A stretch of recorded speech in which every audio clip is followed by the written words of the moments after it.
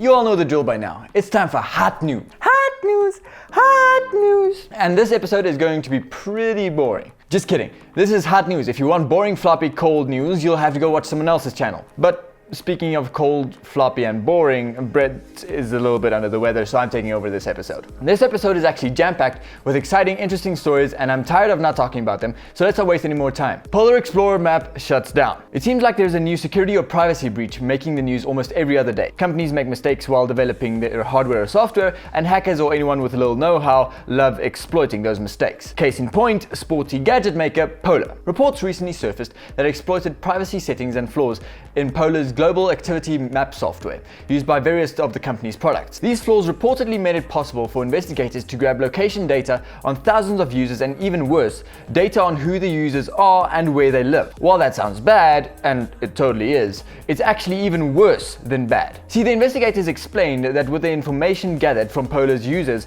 it was possible to figure out locations like things like military bases and locations and movements of soldiers in the field. The investigators also found that even diligent users who keep their profiles on private weren't safe. The flaw could allow attackers access to users' entire workout history, which would make it much easier to determine their home address, where people's workouts often begin and end. After these flaws and information came to light, Polar released a statement where it explained the situation, said sorry, and announced the temporary suspension of the Explore feature. The company states that it will be analyzing the best options and that it will allow Polar customers to continue using the Explore feature while taking additional measures to remind customers to avoid publicly sharing GPS files of sensitive locations. Groupon itself becomes the daily deal. Groupon is very well known as one of the first companies to really pioneer the whole daily deals thing. And because of that, the company was at one point valued at over $16 billion.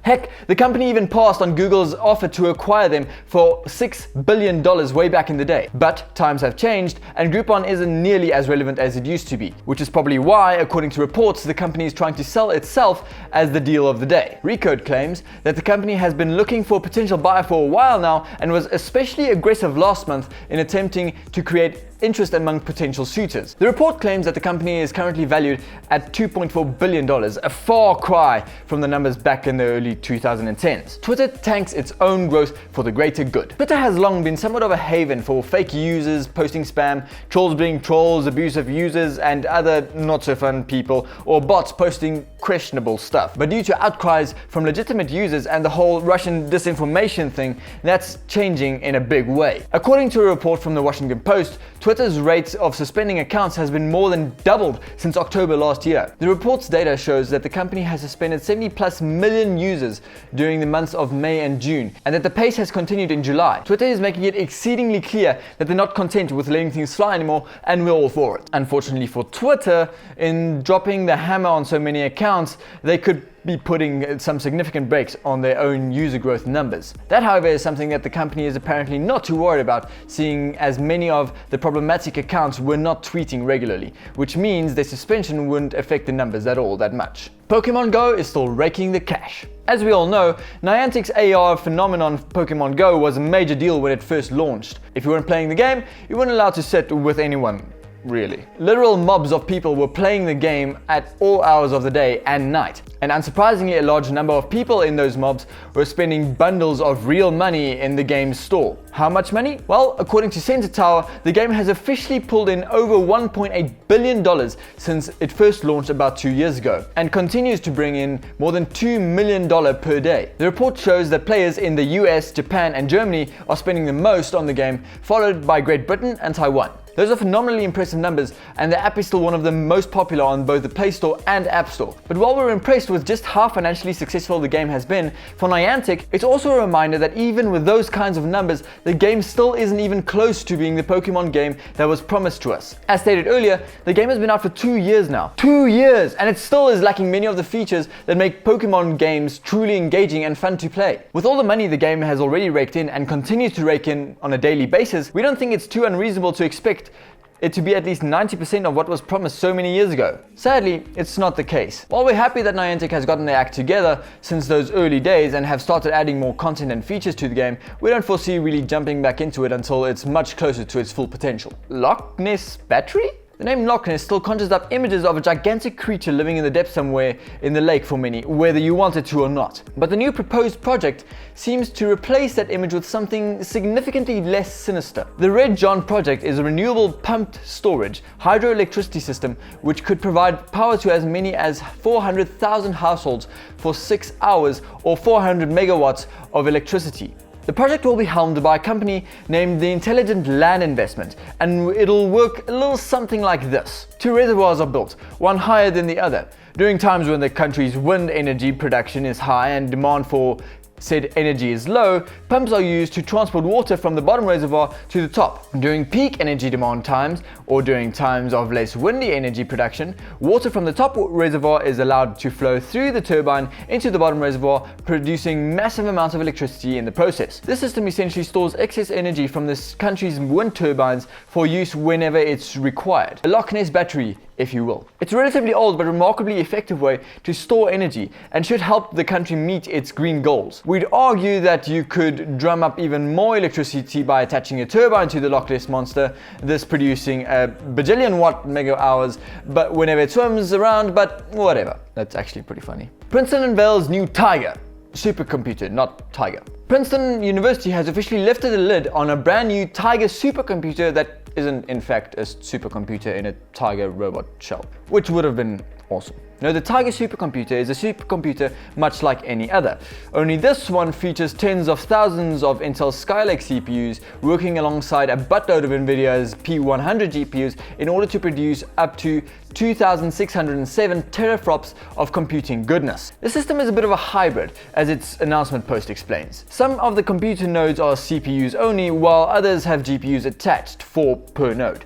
The system is about 6 times more powerful than the one it replaces and apparently represents Princeton University's mission to advance learning through scholarship and research of unsurpassed quality. The supercomputer will undoubtedly be used to great effect in various research fields. We just wish it was a little more true to its namesake. Low power AMD Ryzen 2700E and 2600E spotted. While AMD's second generation of Ryzen processors brought major improvements to the table over the last gen, power efficiency wasn't one of them. The 2000 series chips are mostly power-hungry beasts, but that could change with the addition of the Ryzen 7 2700E and the Ryzen 5 2600E. Information on these chips recently leaked online and was soon spotted by various outlets. Both pods are nearly identical to their 2700X and 2600X counterparts, featuring the same core and thread counts and cache sizes. What makes the 2700E and 2600E different is that both sport significantly lower TDPs, coming in at just 45 watts a piece. Of course, in order to stick to such a low TDP, sacrifices had to be made, or more specifically, significant reductions to core clock speeds for both chips. While boost clock speed information for these chips haven't found their way online yet, the 2700E will reportedly feature a base clock speed of 2.8 GHz, 900 MHz lower than the 2700X, while the 2600E features a base clock of 3.1 GHz, 500 MHz less than the 2600X. These chips should provide Intel's Core T series chips with some really dang decent competition, and it should be a great option for those looking for cool, quiet machines that really sip power rather than gulp it down like I do sweets. Gigabyte's money pool is drying up. It's no secret that the high GPU prices we've seen over the last year or so, as well as the demand for miners, has been a significant boon to many graphics card makers and retailers' bottom line. Demand for cards was so astronomically high and supply so low that companies could charge massive premiums for their cards, and they'd get snatched up far quicker than they were coming in. While we're a few months down the road now, and things are looking significantly less peachy for said companies. The crypto price correction and low mining profitability has massively reduced the demand for GPUs. So massively that Gigabyte is reporting some significantly lower revenue numbers for the month of June. How much lower? Oh, just about 31%. That's right, after a year-on-year revenue increase in January and March of 67 and 97% respectively, Gigabyte's revenue for June reportedly went down 31% in comparison to June of last year. Last year in June, the company reported a revenue of $182,532 converted from new Taiwanese dollars. And 1 year later, that number has dropped down to $125,825. While we expected the company to start sporting lower earnings after the whole crypto mining madness died down, we didn't expect it to be even lower in June than it was the month before. We We doubt demand will pick up for these cards anytime soon. Most likely GPU demands will continue to come down in the coming months, and companies like Gigabyte's record revenue numbers will alongside it. Tensor cores in GTX 1180 could bring AI-powered hair to games. Hair is the hardest thing to render properly, especially in real time from 2D images. But various researchers from Microsoft, Princeton, and the University of South California recently unveiled a brand new rendering technique that aims to do just that. The technique involves teaching a neural networks what hair is supposed to look like by feeding it images of 40,000 different hairstyles and 160,000 2D orientation images from random viewpoints. After all of that, the network becomes able to render 3D hair in various styles, lengths, and colors from a single 2D image in the blink of an eye. The network is also able to imitate and render hair movement from video sources, as an included eerily terrifying demo showed. This tech would be perfect for games, as realistic hair rendering and movement isn't exactly something games excel at. Unfortunately, this new method requires some significant horsepower to work, like multiple Nvidia Titan XP graphics cards horsepower. Heck, most of Nvidia's current lineup can't even properly implement Hairworks without burning down your house. There is hope, however. Nvidia's Tensor cores, which debuted in the Titan V. Many predict that Nvidia's next-gen cards won't ship with Tensor cores because they're better suited to AI and deep learning applications, and because they're significantly pricier, but this tech shows that said cores could be of a huge benefit to gaming applications too. If Tensor cores can make their way into the GTX 1180, the card might well provide enough of said horsepower to enable this new technique in games. But as PC Games N points out, even if next-gen hardware isn't quite powerful enough to fully take advantage of this technique, game developers could still benefit hugely from it. Game developers could cut out a large chunk of tedious modeling and take realistic hair models straight from motion capture, leaving the heavy lifting to a trusting neural network. As much as we'd like to see Tensor cores in Nvidia's next-gen cards, or at least in the higher-end ones, we hope it doesn't come at too much of a premium. But hey, money is a small price to pay for flowy, ultra-realistic hair, right? And that wraps it up for this episode of Hot News. Hot News! Hot News! Unfortunately, as I mentioned at the start, Hot News proved to be a little too hot to handle for Brett today, and he's still in the other room belting out shrieks of indescribable pain. But we couldn't let all of you go even a day without being informed on what's been happening in the tech world. So here we are. Anyway, Brett will be back again starting tomorrow, and all will be right in the universe. So until then, I'm Rikus with the UFD Tech channel, and he'll see all of your smiling faces again tomorrow. Cheers.